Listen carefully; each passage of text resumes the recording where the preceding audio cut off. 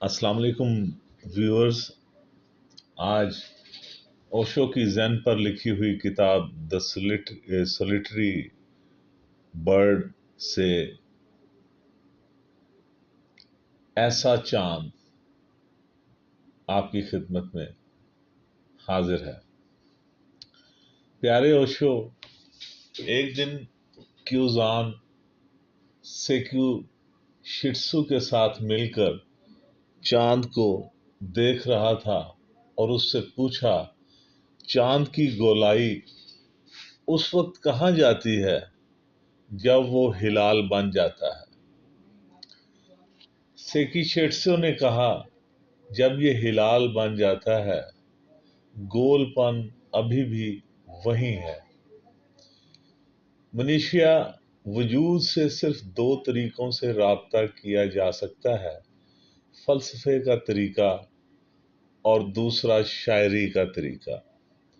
शायरी बिलाखिर तसव्वुफ पर ख़त्म होती है, फलसफा किसी नतीजे पर पहुंचे बगैर बस चलता रहता है। ज़ैन खालिस तरीन शायरी है, ये वजूदियत को शायराना शक्ल में बयान करता है। ये छोटा सा मुकालमा आपको आपके वजूद की शायरी बताएगा। तमाम नाम निहाद मज़ाहब गैर शायराना है, बहुत नसरी, बहुत मंतकी, बहुत अकली। उनकी दलील दिमाग पर है, शायरी दिल की दलील है। वो लोग जो ज़ेन को सिर्फ एक फलसफे के तौर पर समझने की कोशिश करते हैं, वो इससे महरूम रह जाएंगे। वो ज़ेन के नुक्ता नज़र की जिंदगी को खो देंगे। ये छोटा सा मुकालमा बड़ी बसीरत, तजर्बात और एहसास पर मुश्तमिल है।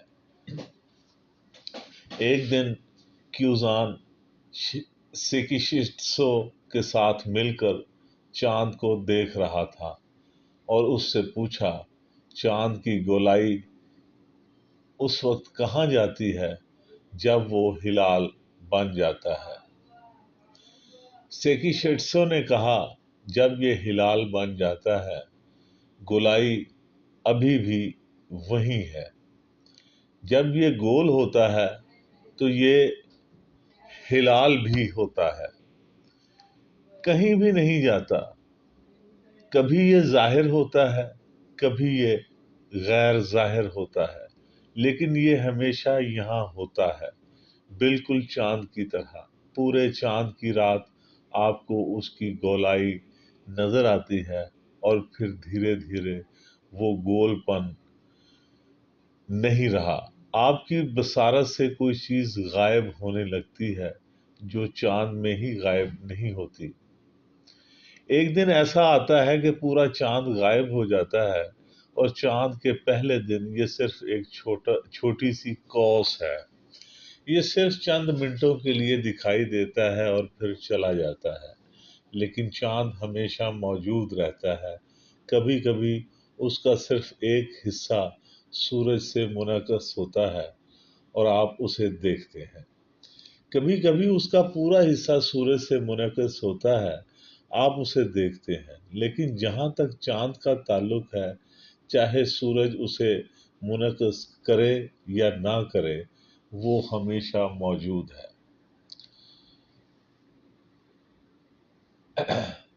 आईने के बारे में जरा सोचो।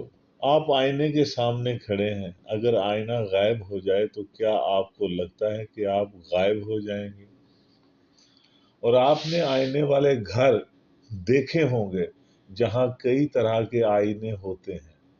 कुछ शीशों में आप बांस को शक्ल देते हुए बहुत लंबे दिखाई देते हैं और कुछ दूसरे में आप बहुत छोटे, कुछ में बहुत मोटे दिखाई देते हैं।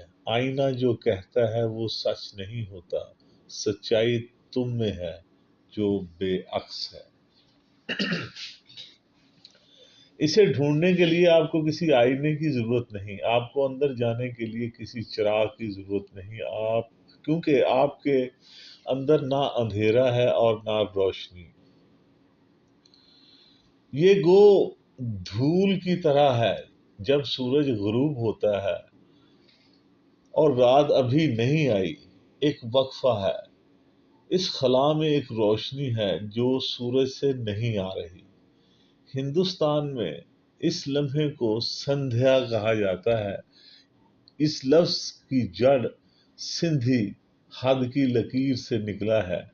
دن سے رات تک ایک وقفہ ہے جب دن غائب ہو جاتا ہے اور رات شروع ہوتی ہے، وہاں ایک وقفہ ہے۔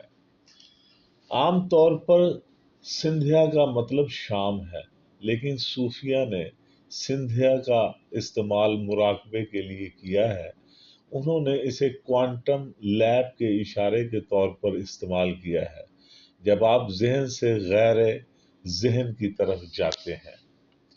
یہ قصہ کہتا ہے کہ چاند خود ہی رہتا ہے، چاہے معلوم ہو یا نہ ہو، اور تم چاند ہو۔ اپنے آپ کو جاننا یا لا علم رہنا آپ کی آزادی ہے۔ کوئی بھی آپ کو روشن خیال ہونے پر مجبور نہیں کر سکتا، اور کوئی آپ کو غیر روشن خیال رہنے پر مجبور نہیں کر سکتا۔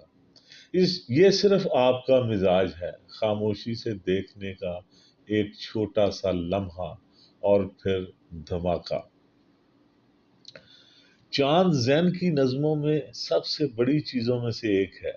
اس کی سادہ سی وجہ یہ ہے کہ یہ غائب ہو جاتا ہے اور پھر بھی یہ اپنی مکمل حالت میں موجود ہے۔ ایک طرح سے یہ آپ کی علامتی نمائندگی بن جاتا ہے۔ تقوان نے لکھا ہے، چاند کا کوئی ارادہ نہیں ہے اپنا سایہ کہیں بھی ڈالنے کے لیے، اور نہ ہی تالاب چاند کو رہنے کے لیے ڈیزائن کرتا ہے۔ ہیروساوا کا پانی کتنا پرسکون ہے۔ ہیروساوا وہ جھیل ہے جہاں تقوان رہتا تھا۔ وہ کہہ رہا ہے کہ وہ یہ کہ وجود میں خواہش کی خوبی ہے۔ اب بھی سب کچھ ہوتا ہے، لیکن یہ حوصلہ افزائی نہیں ہے۔ چاند کا کہیں بھی اپنا سایہ ڈالنے کا کوئی ارادہ نہیں، حالانکہ سایہ ہزاروں جگہوں پر پڑے گا، ندیوں میں، تالابوں میں، جھیلوں میں، سمندروں میں۔ لیکن یہ ہو رہا ہے، کوئی ارادہ نہیں، خواہش نہیں، صرف دوسری طرف۔ اور نہ ہی تالاب چاند کو رہنے کے لیے ڈیزائن کرتا ہے۔ خاموش تالاب کو چاند کی عکاسی کرنے کی بھی کوئی خواہش نہیں ہے۔ ہیروساوا کا پانی کتنا پرسکون ہے۔ ایک زندگی ہے جس سے ہم واقف ہیں، خواہش، آرزو، لالچ، ہوس، طاقت کی زندگی۔ ایک زندگی اختصار میں، حوصلہ افزائی کی زندگی، اہداف کی زندگی، کامیابیوں کی زندگی۔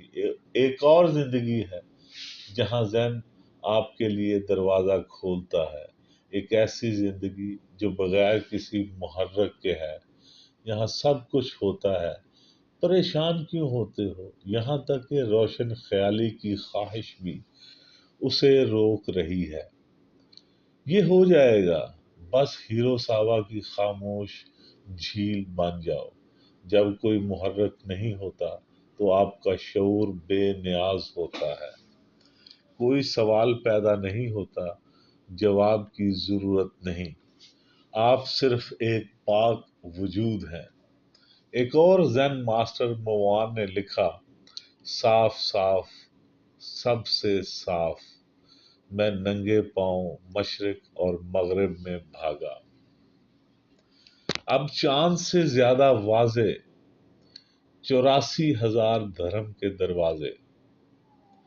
افسانوی طور پر بدھ مت کا ماننا ہے کہ دھرم وجود کی نوعیت کے 84,000 دھرم کے دروازے ہیں۔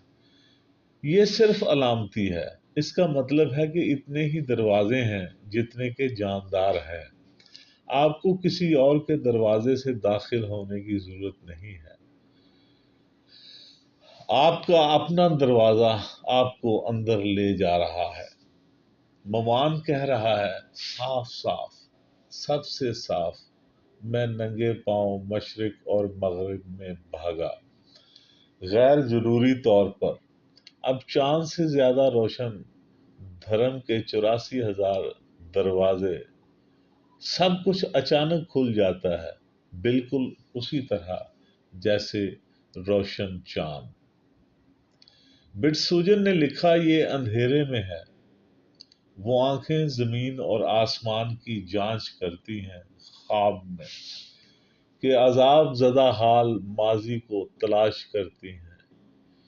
بھرپور پہاڑی چاند کھڑکی کو بھرتا ہے، تنہا باغ میں گرتی ہیں اور باغ کرکٹ کے گیت بجاتا ہے۔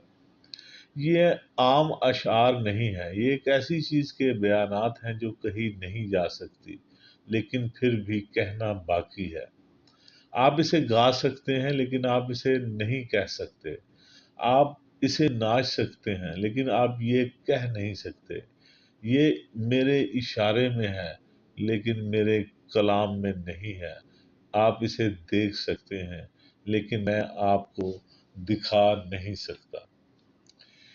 کیپو نے کہا، اس کی تلاش نے میری طاقت لے لی۔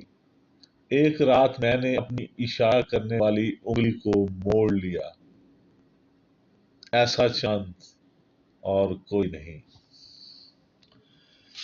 اس کی تلاش نے میری طاقت لے لی، میں نے بہت تلاش کیا، میں تھک گیا ہوں، اس نے میری ساری طاقت لے لی ہے۔ لیکن ایک رات ایسا ہوا، اور یہ ایک عجیب صورتحال میں ہوا، ایک رات میں نے اپنی اشارہ کرنے والی انگلی کو موڑ لیا، ایسا چاند اور کوئی نہیں۔ میری مڑی ہوئی انگلی نے چاند کی طرف اشارہ کیا، یعنی اپنی طرف۔ چاند علامت ہے، آپ کی ابدیت کی علامت، آپ کی خوبصورتی، آپ کی خوشی کی علامت۔ اور بوسن نے لکھا، ایسا چاند چور گانے کے لیے روکتا ہے۔